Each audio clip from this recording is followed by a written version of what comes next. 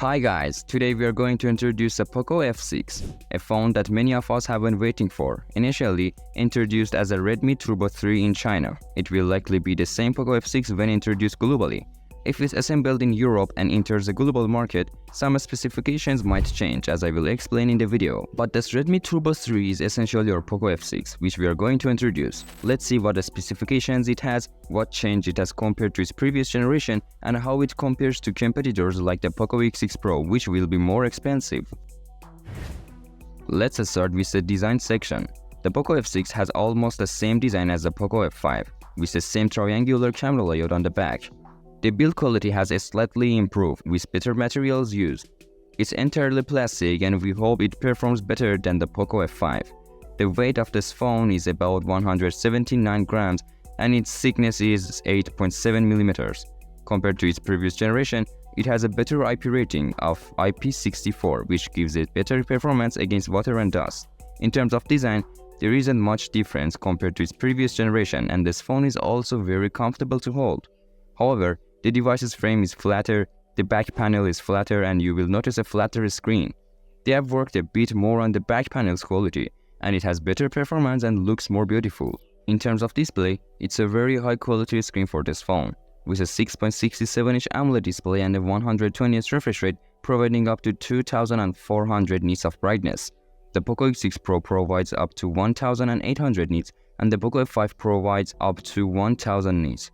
So this phone performs very well in terms of brightness. It's 120Hz and the quality is very good with 68 billion colors.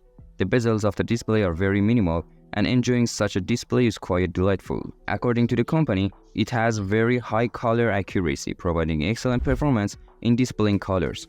Overall, we see very high quality displays on Xiaomi phones in these days, which can compete very well with Samsung phones.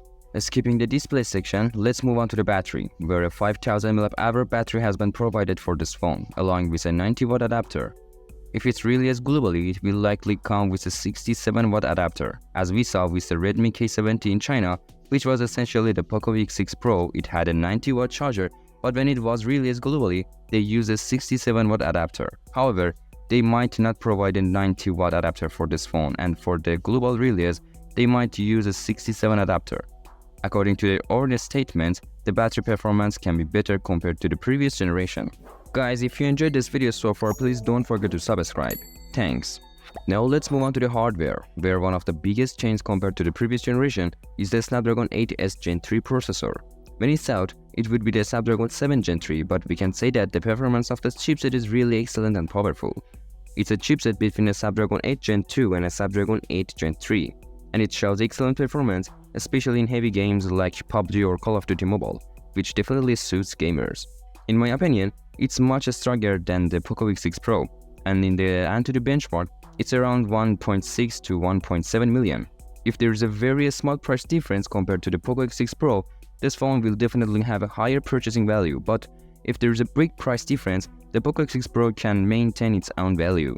Overall, this phone has a very good hardware performance, and alongside the HyperOS UI that will be released, they're planning to use AI in this phone. Xiaomi needs to think about it because the HyperOS user interface consumes a lot of battery and they need to provide new updates to improve its performance.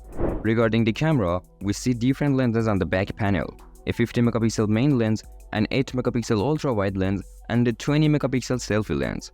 However, they didn't focus much on the camera in the unveiling and said that the camera lenses are made by Sony and likely show acceptable performance, similar to its previous generation. I don't think we will see much difference in the camera section of this phone. In general, this is a very good and excellent phone, but in my opinion, it needs to enter the market to see what performance it shows and be released globally.